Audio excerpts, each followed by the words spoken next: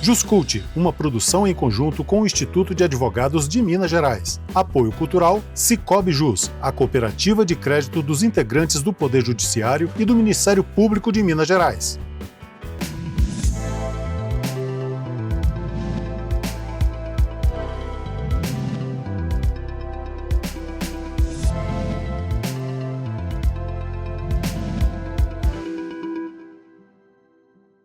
Olá, sejam todos muito bem-vindos ao Cultura Geral. É sempre um prazer estar aqui na TV Banqueta e na Rádio Cultura de Curitiba.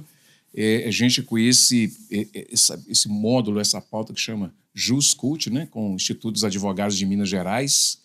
Esse projeto que é muito bacana, a gente discutir essas questões dos direitos, né, que está saindo do forno, as coisas que estão acontecendo no Brasil, discutir com o Instituto Centenário, né, com o Instituto dos Advogados de Minas Gerais, esse instituto que é o grande produtor intelectual, né, de Minas Gerais com relação às teses jurídicas. E hoje a gente vai falar de direito internacional com um convidado que já é de casa também, né, que é o Davi, professor de Direito Internacional, Davi França. Foi meu professor também de Direito Internacional e a gente tem assim, uma boa relação, uma relação assim, quase que de irmão, nesse sentido de discutir não só as questões de direito internacional, mas também de direito de uma forma geral, né? Davi, seja muito bem-vindo, é um prazer te receber aqui agora em nome do Instituto dos Advogados de Minas Gerais para a gente poder tratar nesse quadro novo que é o Juscult, dessas questões que são tão relevantes, né, para o mundo inteiro, porque inserido no mundo globalizado que estamos, nós precisamos discutir as questões de direito internacional já de muito tempo, né, Davi? Betão, primeiramente, agradeço mais uma vez o convite, agradeço mais uma vez a sua paciência, né, para a gente tratar de um tema internacional que, em muitas das vezes, não é tão palatável assim para muitas das pessoas. E agradeço suas palavras e estou aqui sempre que for necessário para colaborar e trazer as novidades desse nosso direito internacional, no caso de hoje, direito internacional privado. Davi, nós ficamos um pouquinho sem retorno, mas daqui a pouco resolve. A gente tem hoje um anteprojeto de direito internacional. Eu acho que, principalmente nesse momento que a gente está vivendo, essa virada, né, comercial que a gente está vivendo no mundo, é muito importante a gente discutir essas questões, né? Principalmente porque a gente está voltado, né, tanto da forma de comércio como também de tributação, né? Essas questões que a gente discute aqui constantemente, de bitributação, tributação internacional, como é que faz, compensação e tudo. Mas o comércio ele fica muito volátil ou volúvel também quando a gente tem esses processos todos rolando, que acontece de países que tomam uma posição mais forte, outras menos rígida, mas a gente precisa discutir o direito internacional porque a balança comercial nossa tem que fechar, né? Betão, é verdade. E o Brasil, o ordenamento jurídico brasileiro, ele está um pouco atrasado em termos de normas, em termos de legislação em geral, a respeito do direito internacional privado. O que o direito internacional privado trata? Ele trata de relações, em sua maioria, de natureza privada. Eu não gosto de falar que ele trata somente de relações de natureza privada, porque hoje ele vai muito além, ele esbarra e dialoga muito com relações jurídicas de natureza pública, mas ele trata das relações familiares, ele trata das relações pessoais dos indivíduos e das relações pessoais das pessoas jurídicas. Ele vai tratar das questões que envolvem bens móveis, bens imóveis. Vai tratar das relações jurídicas que envolvem contratos, os famosos contratos internacionais, também contratos de comércio, contratos de trabalho, contratos de consumo de âmbito internacional, vai tratar de reconhecimento de atos, de decisões estrangeiras dentro do território brasileiro, vai tratar de sucessões, de inventários, testamentos internacionais, de direitos de propriedade intelectual, alimentos internacionais, prestação de alimentos para além das fronteiras brasileiras, sequestro internacional de crianças, tributação, como você bem mencionou. Então, todo esse toda essa gama de relações jurídicas que nós vivenciamos no dia a dia e que está cada vez mais próxima do brasileiro, ela precisa ser regulada. Se a gente pensar que o brasileiro hoje ele tem uma facilidade muito maior do que tinha no início do século XX, meados do século XX, final do século XX, de entrar em contato com pessoas de outros países, de fazer negócios com pessoas de outros países, de constituir famílias com pessoas de outras nacionalidades, por exemplo, de promover intercâmbios, de circular em geral, né? Isso tudo requer uma legislação mais robusta, uma legislação mais atualizada, uma legislação que possa fazer jus aos fins que se propõe o direito, que é regular. Porque cada vez que nós, brasileiros, temos mais contatos com o exterior, com elementos estrangeiros de forma geral, mais complexas as relações vão se tornando. E, para essas relações jurídicas mais complexas, nós precisamos de uma legislação mais robusta, uma legislação que possa atender, né, todas aquelas finalidades. E a nossa legislação hoje, principal de direito internacional privado, ainda é uma legislação que reflete muito do século XIX, para você ter uma ideia. Que é a nossa lei de introdução às normas do direito brasileiro, Decreto 4657 de 1942, embora de 1942, da década de 40, ele é um reflexo da lei de introdução ao Código Civil de 1916, que, por sua vez, reflete ali toda uma cultura do século, uma cultura jurídica do século XIX. Então, nós precisamos, com urgência, apesar de, não obstante, essa lei de introdução de 42 já ter sido atualizada, complementada com outras normas, o Brasil cada vez mais aberto para internalizar tratados internacionais que versem sobre normas de direito internacional privado, nós precisamos fazer uma atualização. E é isso que o anteprojeto da nova Lei Geral de Direito Internacional Privado propõe, trazer uma legislação um pouco mais robusta para fazer face às legislações existentes mais modernas em alguns outros países, como Suíça, como Uruguai, como o próprio Estados Unidos em alguns pontos.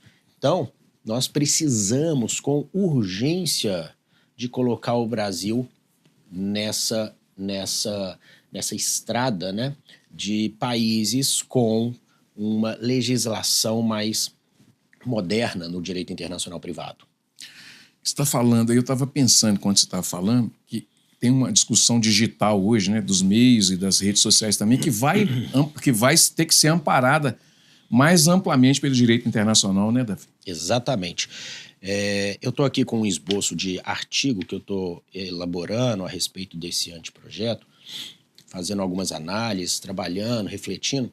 E um dos pontos que esse projeto vai ajudar, além da transparência, além da claridade, além de trazer normas mais fáceis de serem aplicadas e normas não só fáceis, mas normas claras e palpáveis de ser aplicada, ela vai também favorecer muito as relações jurídicas virtuais, as relações jurídicas digitais.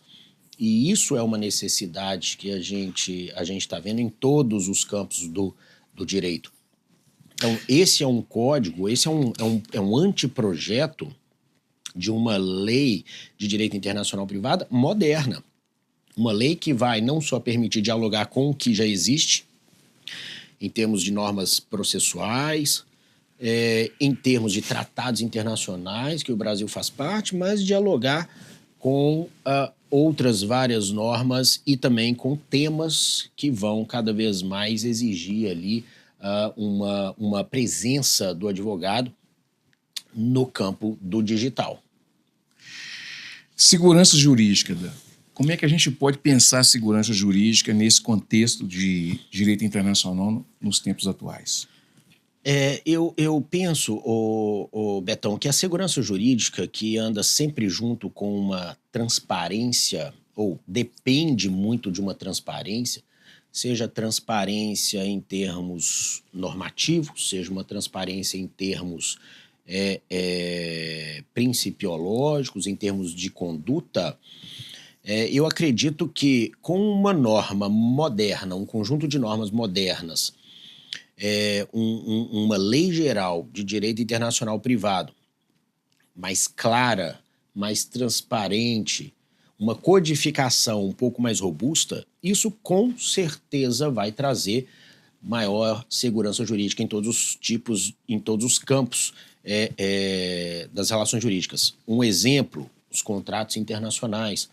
O Brasil, né, o ordenamento jurídico brasileiro sempre teve um problema, uma questão, vou dizer assim, né, muito estranha com relação a contratos internacionais. O ordenamento jurídico brasileiro sempre rejeitou a possibilidade de as partes em um contrato, os contratantes em um contrato internacional, escolherem a lei, né, o direito que iria regular a sua relação jurídica contratual. Então, o direito brasileiro ele sempre afastou esse tipo de conduta. E isso causa uma certa insegurança jurídica, porque é muito melhor para as partes em uma relação jurídica, principalmente contratual, escolher, né, um direito aplicável para a regência das relações jurídicas obrigacionais contidas naquele contrato, em detrimento de aguardar que a lei, que o Estado fale e tome a decisão em seu nome. Então a gente tem uma maior previsibilidade, a gente passa a ter uma maior transparência, a gente passa a ter uma maior segurança jurídica por via de consequência. Davi, você acha que a gente está diante de esse anteprojeto é um desafio legislativo? Sim, é um desafio, porque e aí eu volto um pouquinho na história. Essa pergunta é muito interessante, instigante, porque nós não estamos aqui querendo inventar a roda. Nós estamos buscando colocar o Brasil num grupo de países com uma legislação moderna no direito internacional privado. O Brasil vem adotando práticas modernas por vários meios, tratados internacionais que eu já mencionei aqui, jurisprudência dos tribunais, legislação esparsa, o Código de Processo Civil, por exemplo, recentemente reformado, recentemente 10 anos, né, reformado, isso, lei de arbitragem, isso tudo contribuiu. Porém, ainda está muito esparso, Se nós pegarmos e voltarmos lá atrás, até o século XIX, a legislação de direito internacional privado, o direito internacional privado brasileiro, ele era um direito internacional privado derivado da legislação portuguesa. Nós não tínhamos propriamente um conjunto de normas para o direito internacional privado brasileiro. A gente tinha uma ou outra aqui, Código Comercial, que foi um código comercial de 1850, muito inspirado no código francês, uma outra norma aqui e acolá. A primeira legislação sistematizada foi a que eu mencionei da Lei de Introdução ao Código Civil de 1916, que refletiu a cultura jurídica do século XIX, substituída na sequência, e a gente fala, a partir do momento que veio essa lei de introdução, a gente chama esse período de um período de codificação clássica, né? Justamente por refletir toda a cultura do século XIX. Em 1942, nós temos a nova lei de introdução, revogando a lei anterior, a lei de introdução de 1942, que mais para frente ela tem o seu nome substituído de Lei de Introdução ao Código Civil para Lei de Introdução às Normas do Direito Brasileiro.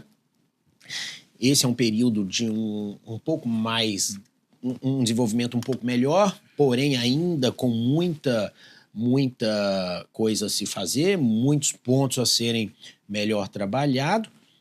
E de lá para cá, na segunda metade do século XX, nós tivemos algumas tentativas de reforma e de construção de um conjunto, de um arcabouço jurídico para o direito internacional privado, mas mais robusto.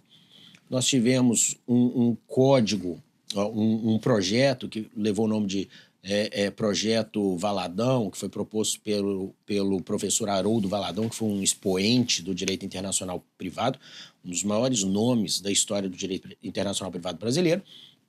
Ele não foi para frente, esse é um projeto extenso, um projeto que tinha uns 290 artigos, tratava sobre todos os temas do direito internacional privado praticamente. Ele não foi para frente. Tivemos, mais um pouco mais para frente, uma comissão de juristas, da qual participou Jacob Dollinger e alguns outros, que tentou também modernizar a legislação, mas também não foi para frente. Na década de 90, nós tivemos mais 2 tentativas. O Instituto dos Advogados Brasileiro também tentou promover emplacar um projeto, mas também não ganhou o voo. Então a gente teve várias tentativas, mas o cenário brasileiro nesses períodos não estava para o direito internacional privado. Eu costumo dizer que o Brasil, em termos de direito internacional privado, talvez você tenha até me escutado falar isso em alguma aula, o Brasil sempre foi muito protecionista. O Brasil sempre teve muita resistência em aceitar aplicar o direito estrangeiro dentro do Brasil.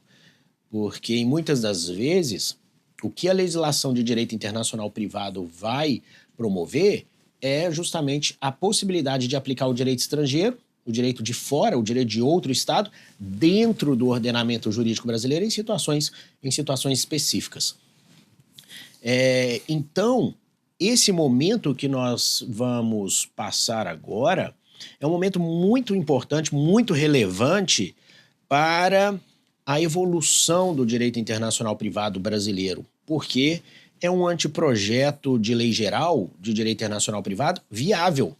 É um anteprojeto elaborado por uma comissão de notáveis, composta por ministros do STJ, tendo como presidente o ministro Luiz Salomão, professores renomados do direito internacional privado da Academia Brasileira, professor Gustavo Mônaco, da USP, professora Cláudia Lima Marques, da Federal do Rio Grande do Sul, professora Carmen Tibúrcio, da UERJ, da Estadual do Rio de Janeiro.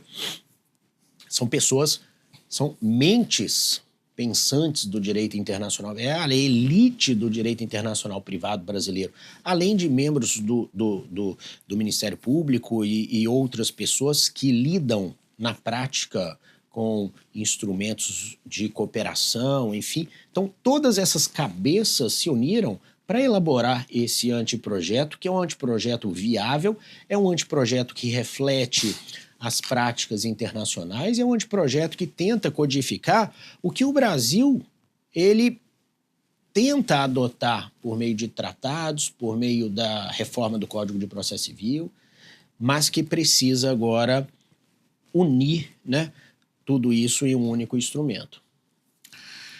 Davi, essa ideia de harmonização passa também pelo esse arcabouço, né, de entendimento com as legislações, por exemplo, do Reino Unido, né, da própria França, dos Estados Unidos e tal, e isso vai, da Alemanha. Isso traz para a gente, dentro desse anteprojeto, essa ideia de fazer essa harmonização, inclusive, assim, quando não se consiga aplicar o direito brasileiro, você conseguir, como você disse, né, tentando harmonizar para que a gente consiga aplicar numa situação específica essas diretrizes de um direito que pode ser resoluto naquela situação? A primeira coisa que a gente tem que identificar aqui, Betão, é que o direito internacional privado é diferente do direito internacional público. O direito internacional público vai ser o conjunto, vai representar ali um conjunto de normas iguais, né, para todos aqueles que aceitarem fazer parte, né, do seu sistema de uma forma geral, né? Então, a gente tem aí os inúmeros tratados internacionais. Esses tratados internacionais são os mesmos para todos os países que a eles aderirem. O direito internacional privado, não. O direito internacional privado, cada país tem as suas normas de direito internacional privado. O Brasil tem a sua norma, o direito internacional privado brasileiro, que não é apenas uma lei, mas é um conjunto de normas, e esse anteprojeto, ele busca codificar essas normas que estão esparsas, sem afastá-las, sem totalmente revogá-las. Nós temos direito internacional privado uruguaio, que também inspirou muito a elaboração do nosso anteprojeto. A gente tem o Código Suíço de Direito Internacional Privado, da década de 80. Nós temos inúmeras normas em cada país que vão servir para regular as relações jurídicas de direito internacional privado. E o que é o objetivo maior dessas normas? De um lado, no âmbito processual, é dotar de validade atos jurídicos produzidos, em sua maioria, fora do país. Então, se nós temos aí sentença produzida por um juiz alemão, uma sentença proferida por um juiz argentino, um juiz inglês, um juiz americano, norte-americano, e essa sentença precisa produzir efeitos no Brasil, ela precisa ser reconhecida aqui. Esse ato jurídico precisa ser validado. Como validado? Ele precisa ser homologado. Por quê? Porque é um ato jurídico produzido em outra jurisdição. Pelo princípio da territorialidade, as normas e os atos jurídicos só têm validade em um ordenamento jurídico nos limites da sua própria territorialidade, nos limites da sua jurisdição. E para que aqueles que são produzidos fora tenham validade, ele precisa ser reconhecido, precisa ser transformado ali, de uma forma geral. E no âmbito material, o direito internacional privado, ele visa encontrar uma norma, um direito material aplicável para regular determinada relação jurídica, seja de natureza pessoal, de natureza familiar, de natureza real, de natureza obrigacional, contratual, enfim, de natureza sucessória, empresarial. Não importa. O que importa é que as normas elas vão promover mecanismos para que o advogado ou o juiz encontre uma norma de natureza material que possa regular aquela relação jurídica. E, muitas das vezes, essa norma de direito material estará em outra jurisdição, estará em outro país. E aí, o juiz brasileiro precisa estar aberto, né, para acolher e aplicar essa norma estrangeira que eventualmente vai precisar ser utilizada. A gente não precisa necessariamente harmonizar as legislações de todos os países, até porque isso é muito difícil de acontecer. Eu costumo dizer, Betão, que o direito ele é um dos aspectos da cultura de um determinado país. E cultura você não harmoniza, cada um tem a sua, assim como cada um terá o seu direito. Então é muito difícil harmonizar tudo. É óbvio que uma ou outra situação em que os países estão já mais avançados, estão mais abertos em termos de cooperação, ali é possível harmonizar. Por exemplo, questões concernentes à prestação de alimentos no exterior. A gente tem tratado internacional para isso. Se eu tenho um tratado internacional, significa que um conjunto de países aceitaram compartilhar as mesmas normas sobre aquele assunto. Contratos internacionais. A gente tem tratado sobre contratos internacionais. Mediação comercial internacional, arbitragem, sequestro internacional de menores. Isso tudo a gente tem normas que são as mesmas para vários países. Mas, se nós pegarmos no universo de relações jurídicas, isso ainda é a minoria de assuntos. É a minoria. Porque é muito difícil a gente conseguir harmonizar ou uniformizar todos os regramentos para as relações jurídicas dos países. Porque, como eu disse, o direito é produto da cultura. E cultura, cada um tem a sua. Muito bem. Deixa eu fazer o primeiro intervalo aqui no Juscult, aqui na TV Banqueta e na Rádio Cultura de Curitiba. A gente está falando aqui com o professor Davi, a gente está falando desse anteprojeto, né, de modernização do direito internacional brasileiro para que a gente consiga, ao longo do tempo, chegar até aos países, né, que a gente ainda faz negócio e a gente precisa ter mais segurança jurídica. Essa aqui é a palavra talvez mais correta, né? para a gente poder desenvolver a nossa relação jurídica comercial, tendo um pouco mais de flexibilidade e trazendo para cá, para o Brasil, mais desenvolvimento e também mais entendimento. Um minutinho só, nós estaremos de volta aqui na TV Banquete, na Rádio Cultura de Curitiba. Não saia daí.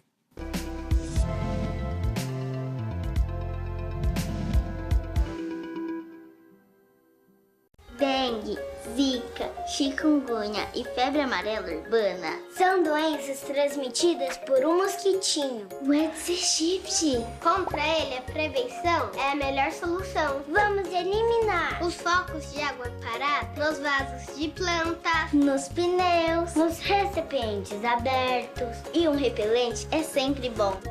Vamos juntos com a LBV. Diga sim à prevenção. Apoio TV Banqueta. Sonhos cabem no papel, mas podem se tornar realidade. Eles crescem com apoio e investimento no presente. Educação para todos é o que inspira a LBV a buscar um futuro melhor para milhares de crianças e adolescentes. Acredite nesses sonhos, apoie suas realizações.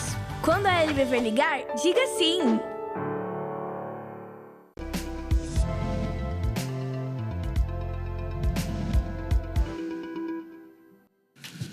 De volta com o Juscult aqui na TV Banqueta, né, na Rádio Cultura de Curitiba, que é esse braço do Cultura Geral. A gente discutia as questões do direito, né, as questões jurídicas, tecnicamente, com o Instituto dos Advogados de Minas Gerais. Esse quadro novo que nós conseguimos criar aqui junto com o grande presidente Jean Carlo, um grande amigo e uma pessoa muito preocupada com a modernização das instituições também e nas discussões técnicas do direito.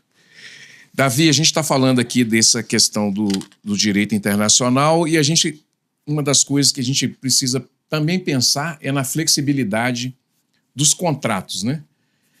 Essa modernização prevê isso também?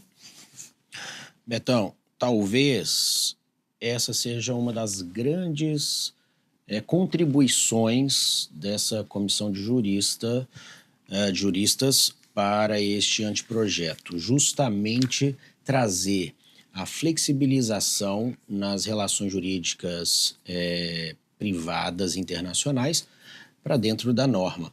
E, em especial, eu gosto de sempre frisar a questão referente aos contratos internacionais, que sempre foi uma pedra no sapato do direito brasileiro, né? A gente sempre teve como eu dizia, um protecionismo jurídico, um receio de aplicar o direito estrangeiro aqui dentro do Brasil, e isso refletia muito nos contratos internacionais. Então, se a gente pega o projeto, o anteprojeto, a partir lá do artigo 12, o projeto ele tem 41 artigos, e ele é dividido aí mais ou menos em parte geral, jurisdição internacional, direito aplicável. Se a gente pega ali a partir do artigo 12, a gente vai ter uma regulação sobre direito aplicável no âmbito pessoal, no âmbito das famílias, contrato, alimentos, bens, sucessões, mas vamos ter também os contratos em geral, contrato de trabalho, contrato de consumo, e ali a gente verifica facilmente a flexibilização. A flexibilização no sentido de dotar o indivíduo, né, dotar não só o indivíduo, mas a pessoa jurídica também, de uma maior autonomia, né, para utilizar da sua autonomia privada, a sua autonomia da vontade, na escolha do direito aplicável para suas relações jurídicas.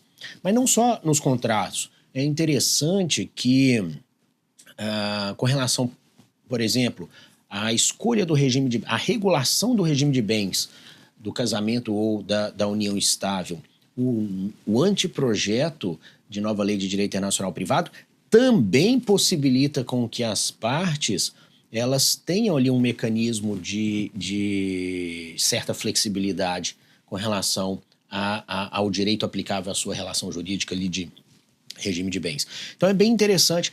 Esse anteprojeto, ele realmente traz uma inovação, não só no sentido de codificar a prática do direito internacional privado já existente e compartilhada pelo Brasil em outros instrumentos, espaços, tratados, jurisprudência, normas esparsas, Código de Processo Civil, por exemplo, enfim, várias outras, mas ele traz também uma modernização. Ele codifica e moderniza. E uma das principais modernizações é justamente a flexibilização, através da solidificação, né, da autonomia da vontade, do princípio da autonomia da vontade, dentro desse anteprojeto.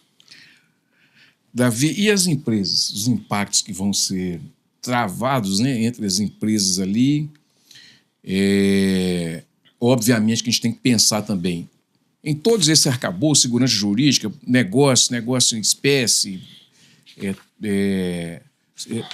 essa troca que existe, né, entre os países, as empresas estão ficando cada vez mais globalizadas também, né? Se você for pegar as empresas digitais, elas são todas praticamente internacionais, mas nós temos as empresas que ainda são nacionais e que fazem comércio internacional, né? Apesar de estar na bolsa e etc. Mas a gente tem esses impactos que vão acabar gerando algum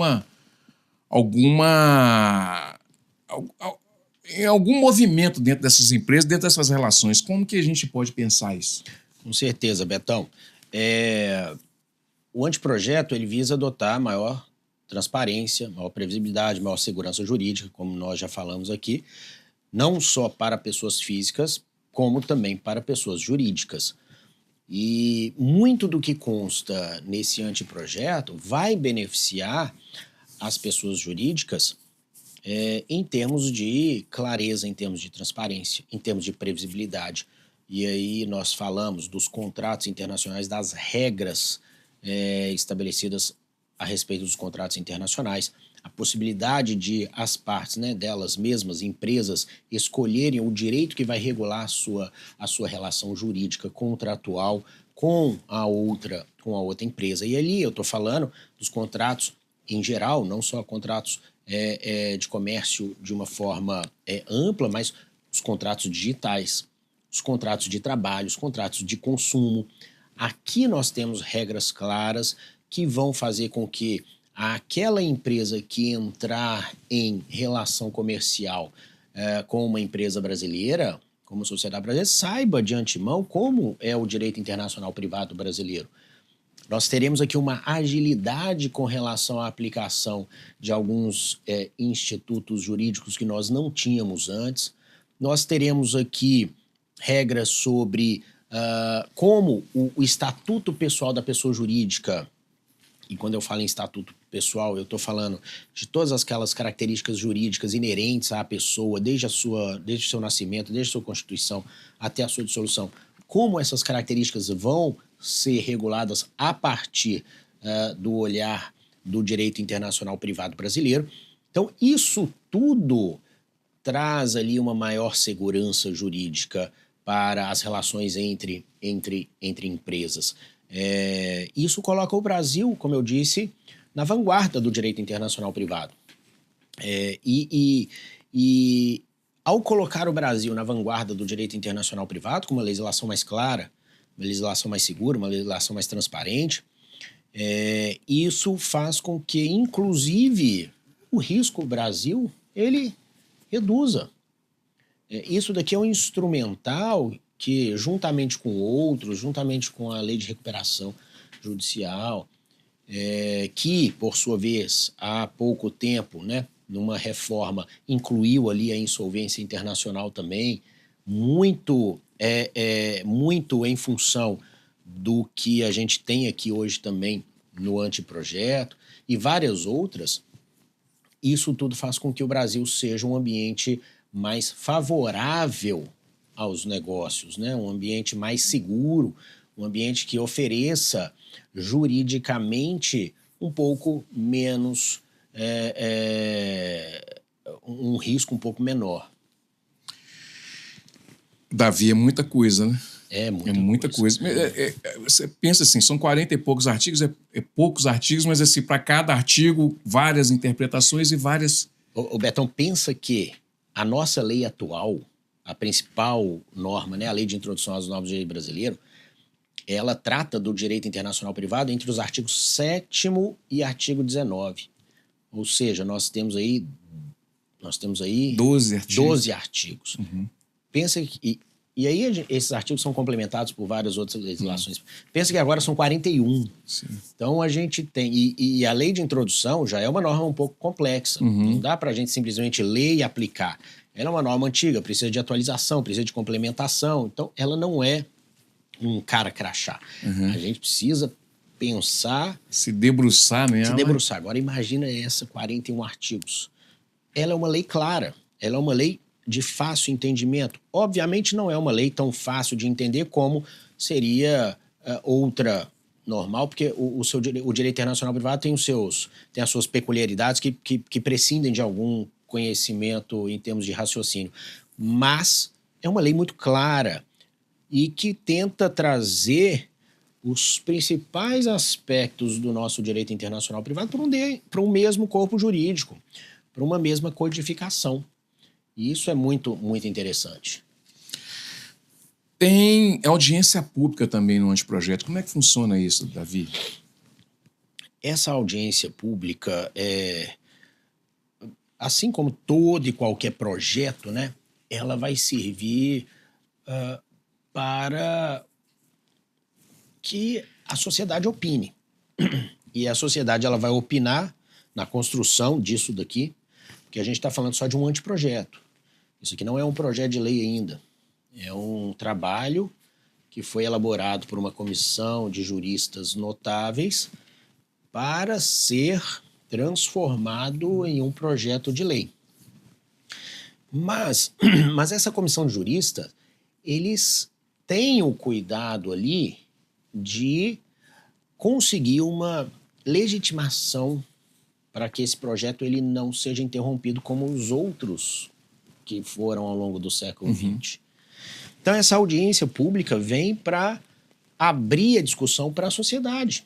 Afinal de contas, é uma lei para a sociedade brasileira.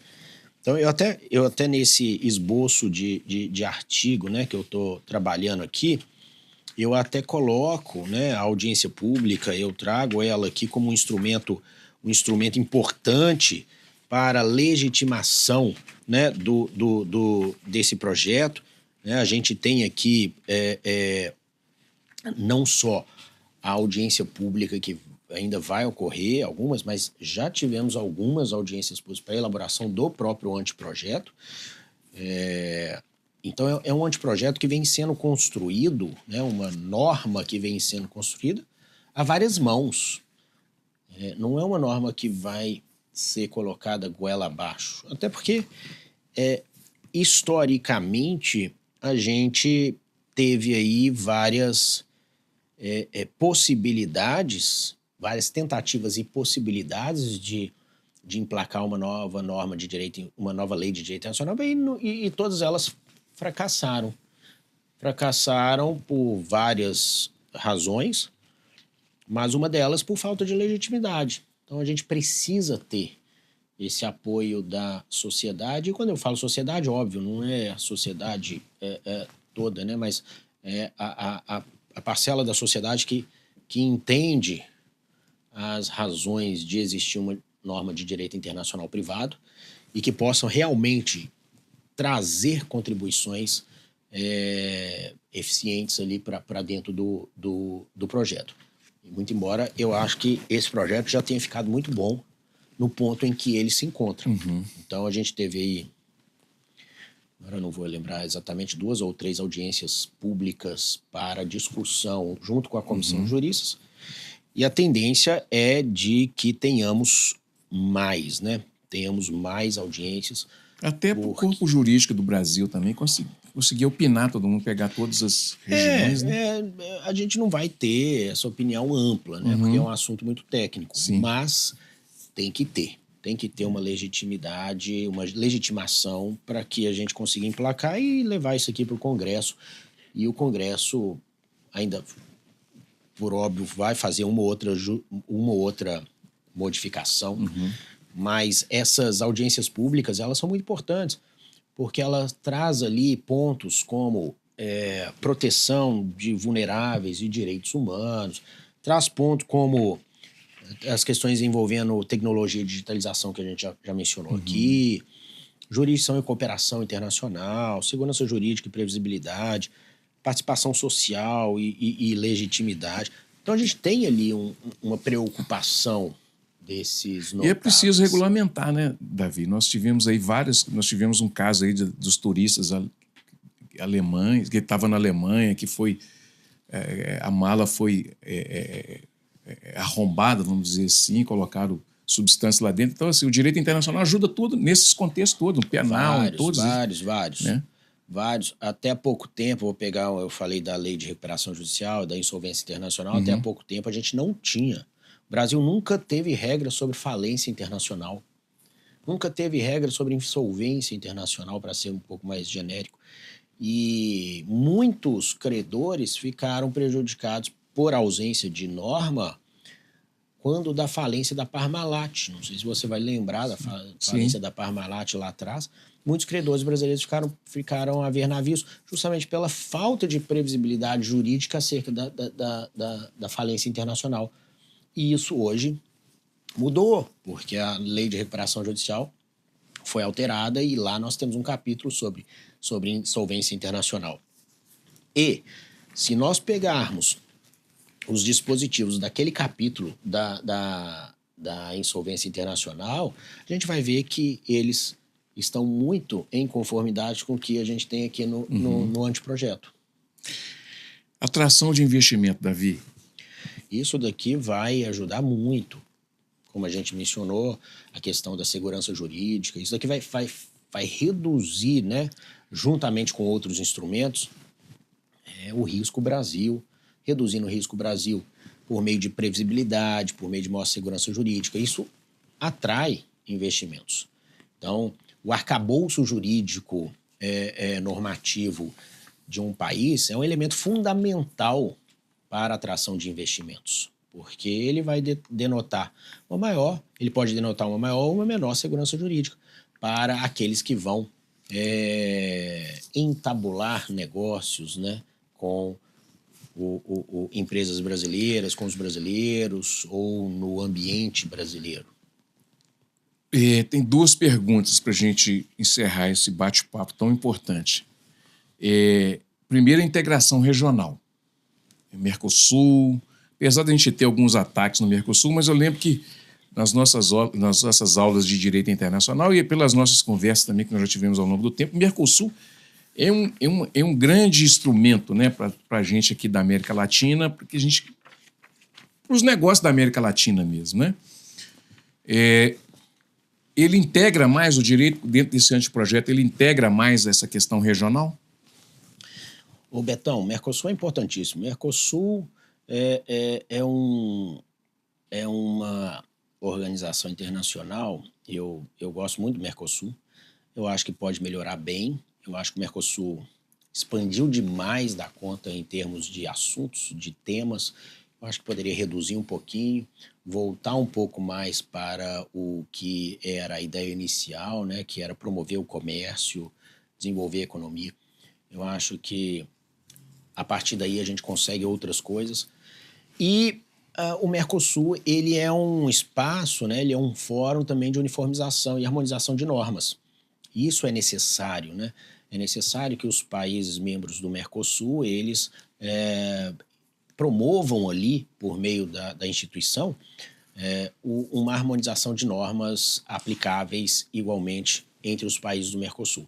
E quando a gente fala de direito internacional privado, essas normas elas são essenciais, porque os principais, um dos países mais próximos com os quais o Brasil faz negócio são os países do Mercosul. Então a gente tem aqui a Argentina, Paraguai, a gente tem o Uruguai, tudo um ao lado do outro aqui, e o Brasil importa e exporta.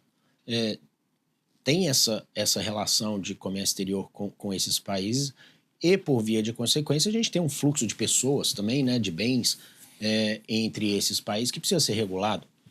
Se você pegar hoje a Argentina e o Uruguai, são dois países que têm legislação já reformada de direito internacional privado. Dois países que conseguiram avançar. A Argentina e o Uruguai sempre tiveram normas mais à frente em termos de modernização do direito internacional privado que o Brasil. Para você ter uma ideia, até a Venezuela tem normas mais avançadas que o Brasil no que tange ao direito internacional privado. Não obstante, né, os direitos internacionais privados, a norma de direito internacional privado de cada país desses, o Mercosul ele vem tentando, aos poucos, criar normas harmonizadas para aplicar. Um exemplo é o famoso Protocolo de Las Lenhas. O Protocolo de Las Lenhas do Mercosul é uma norma importantíssima para o direito internacional privado, também brasileiro, porque ele vai tratar ali de aspectos processuais, aspectos de competência, aspectos de limites e extensão da jurisdição, aspectos de caução processual, aspectos que envolvam carta rogatória no cumprimento de decisões, seja judiciais, seja arbitrais.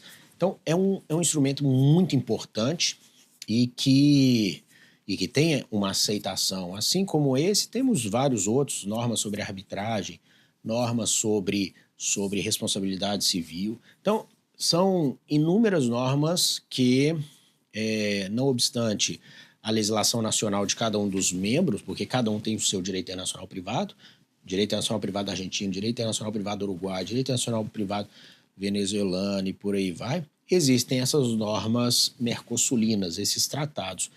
E eu costumo dizer que o direito internacional privado é uma coxa de retalhos. É uma coxa de retalhos porque a gente tem normas elaboradas em várias dimensões. As normas elaboradas no âmbito interno, nacional, como o que a gente busca aqui com o anteprojeto de Lei Geral de Direito Internacional Privado. A gente tem as normas de natureza universal, que são os tratados internacionais universais. A gente tem as normas de natureza regionais, aquelas produzidas no âmbito do Mercosul, aquelas produzidas no âmbito da Organização dos Estados Americanos, que também, via CIDIPs, contribui muito para o desenvolvimento do direito internacional no âmbito americano, aqui interamericano, né? As normas elaboradas no âmbito da União Europeia. A gente tem normas elaboradas numa dimensão institucional, que são normas elaboradas em instituições as quais o Estado participa pouco ou não tem quase que nenhuma participação, ambientes mais privados, como câmaras de comércio, câmaras de arbitragem. Então, a gente tem ali situações em que a gente tem normas privadas, praticamente, e temos todas aquelas normas elaboradas por meio da jurisprudência, por meio das narrativas, né? Como já diria o professor Eric Jaime, que foi orientador da própria professora Cláudia Lima Marques lá na Alemanha. E essas normas, elas contribuem muito para o avanço. Elas precisam, né? Por isso que eu falo que o direito internacional privado é uma coxa de retalhos. A gente precisa de todas essas normas a depender da situação e a depender do momento. Então, isso tudo faz com que a gente tenha que dar uma importância muito grande para o direito internacional privado e os aplicadores do direito estarem cada vez mais preparados para aplicá-lo. E o Mercosul, ele tem ali uma importância relevante nesse meio termo. A última pergunta é a relação do direito internacional privado com o mercado comum europeu, que eu acho que é importantíssimo a gente pensar nisso, nessas relações, principalmente com a Europa e com a China também, né? Que a gente tem um comércio hoje muito forte com a China. Eu acho que quase 90% do nosso comércio, do nosso comércio internacional, de grande porte principalmente, é feito com a China, né? Como a gente vai conseguir linkar tudo com esse anteprojeto? Olha, com a base do anteprojeto, né? A flexibilidade, né, que pretende trazer esse anteprojeto, ele vai permitir navegar em todos os mares, vamos dizer assim. As normas elaboradas no âmbito da União Europeia, elas servem, em sua maioria, para os europeus, para os cidadãos que estão dentro dos países que compõem a União Europeia, assim como as normas do Mercosul servem para os membros que estão dentro dos países mercosulinos. Acontece que as empresas que resolverem, empresas estrangeiras, né, ou cidadãos estrangeiros que resolverem entabular negócios, estabelecer residência nessas regiões, também vão se submeter às normas europeias, também vão se submeter às normas mercosulinas. Acontece que existem hoje normas produzidas no âmbito europeu, em outras instituições regionalizadas, com efeitos extraterritoriais. Uma delas é a norma geral de proteção de dados pessoais europeia, a GDPR, né? A GDPR veio por meio de uma resolução europeia, que é uma norma obrigatória, uma norma de incidência imediata e obrigatória para os europeus. E ela traz regras extrajurisdicionais, extraterritoriais, regras que se aplicam também para pessoas que não estão na Europa, mas que mantêm relacionamento com empresas europeias, com pessoas e cidadãos europeus. E isso está virando uma tendência, normas como essas. Então, termos normas e leis bem elaboradas, claras, transparentes, vai facilitar muito essa dinâmica, seja de pessoas físicas, seja entre pessoas jurídicas, no Mercosul, na União Europeia, ou até mesmo com a China. Há um tempo atrás eu escrevi até um artigo sobre os contratos internacionais, a regulação dos contratos internacionais, tanto no Brasil como na realidade no âmbito dos países dos BRICS, quando ainda os BRICS estavam numa composição ainda reduzida. E falei da China, falei dos outros, e fiz uma comparação ali como que a China, em alguns pontos jurídicos, pode ser considerada até um pouco mais avançada do que o Brasil em certos aspectos. Mas termos legislações claras, normas avançadas, normas modernas, né, para regular todos esses aspectos transnacionais, é um ponto que facilita muito essas relações com a União Europeia, com China, no âmbito do Mercosul. E vai facilitar até mesmo para a implementação de alguns aspectos do futuro acordo União Europeia-Mercosul. Uhum. Porque o acordo do Mercosul com a União Europeia é um acordo macro, é um acordo de direito internacional público que vai abranger vários aspectos governamentais, estatais, de negócios, econômicos. Mas quem vai executar isso, quem vai implementar, são as pessoas, são as empresas. E as pessoas, as empresas vão se pautar pelas normas que estão aqui no direito internacional privado. Muito bem. Bom, gente, chegamos ao final desse programa super bacana, super interessante, né? Falando aqui de direito internacional privado, e a gente precisa pensar tudo isso, né? E nada melhor do que uma parceria com o Instituto tão renomado como o Instituto dos Advogados de Minas Gerais, o IAMG, presidido por meu grande amigo Jean Carlos. Gente, chegamos ao final aqui do JusCult nesse momento, né? E agradecemos aqui ao professor. Muito obrigado, Davi, pela sua participação. Foi um prazer te receber mais uma vez, né? Agora nesse novo formato, em parceria com o Instituto dos Advogados de Minas Gerais, para a gente poder discutir tecnicamente esses assuntos que são tão pertinentes, né?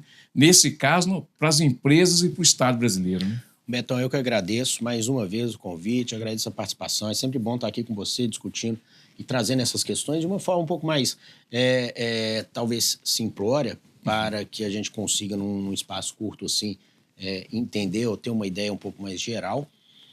Eu estou lá no Instituto já tem um bom tempo, eu estava tentando lembrar aqui desde quando eu sou membro associado do Instituto dos Advogados, mas eu não lembrei se isso daí... não puxa muito pela memória, não. Reflete pouca idade. Mas é um instituto centenário, é um instituto que tem ali um conjunto de mentes pensantes do direito, né? Um instituto que contribui para a cultura jurídica, um instituto relevantíssimo, né? Para o desenvolvimento da cultura jurídica mineira e brasileira. E para mim é uma honra ser parte desse grupo de juristas e poder contribuir sempre que possível ali para o desenvolvimento, né, dos vários aspectos do nosso direito. Então eu agradeço mais uma vez o espaço, agradeço o espaço e para trazer esse tema que é um tema novo, um tema que está saindo do forno agora, porque esse anteprojeto é de maio agora, de 2025, e que ainda vai ter muito o que se falar. É isso aí. Bom, gente, chegamos ao final. Um beijo no coração de todos e voltaremos amanhã aqui na TV Banqueta, na Rádio Cultura de Curitiba, com mais cultura geral e Jus Coaching. Um grande abraço e até amanhã.